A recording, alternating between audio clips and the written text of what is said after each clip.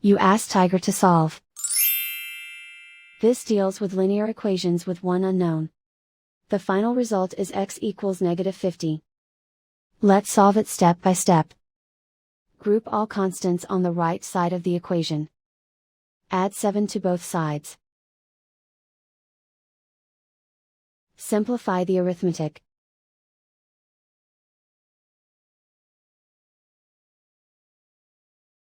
Isolate the x. Multiply both sides by inverse fraction 2 over -1.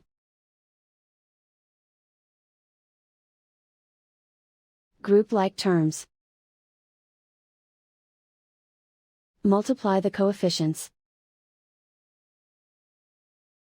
Simplify the arithmetic.